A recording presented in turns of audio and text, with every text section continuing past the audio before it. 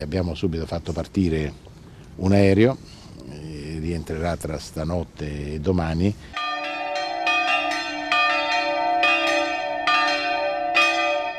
Oggi proprio facciamo una messa di ringraziamento per la liberazione di Alberto. Scusatemi. Era un amico di mio figlio, nati nello stesso anno, per cui è una gioia immensa. Campane a festa e voci rotte dall'emozione. Il Lido di Venezia si sveglia così, le luci del giorno diventano quelle della gioia. Sono passate poco meno di 2 ore dall'annuncio del ministro Antonio Tajani, ore 5 italiane, ore 23 a Caracas, dove Alberto Trentini viene immortalato assieme a Mario Burlò, compagno di prigionia, e all'ambasciatore Umberto De Vito.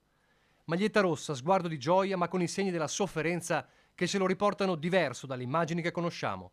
Libero a 423 giorni da quel 15 novembre 2024, sequestrato mentre si trovava in viaggio per portare aiuti alle popolazioni con disabilità con la sua ONG.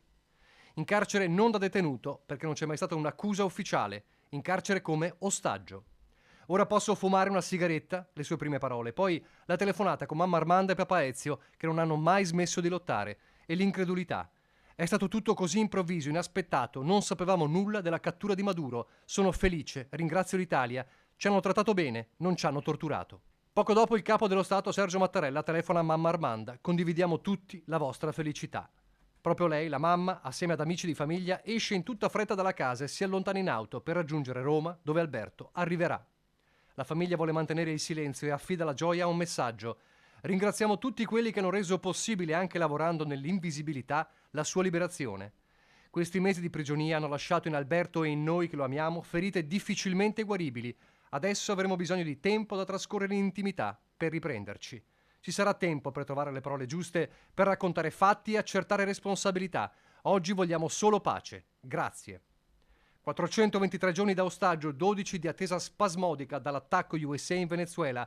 Dopo Tajani arrivano le parole di Giorgia Meloni. Trentini e Burlò riabbracceranno presto le loro famiglie che in questi mesi hanno sofferto molto, a cui ovviamente vogliamo rinnovare il nostro affetto. Questo risultato è il frutto del lavoro discreto, ma efficace, portato avanti in questi mesi non solo dal governo, ma dalla rete diplomatica, dall'intelligence. Il grazie anche alla presidente reggente Delcy Rodriguez e l'annuncio, un aereo in volo per riportarlo a casa.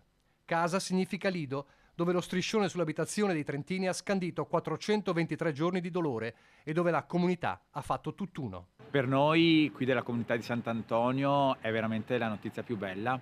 Dopo un anno di intensa preghiera, veramente intensa preghiera, a cui abbiamo creduto fermamente.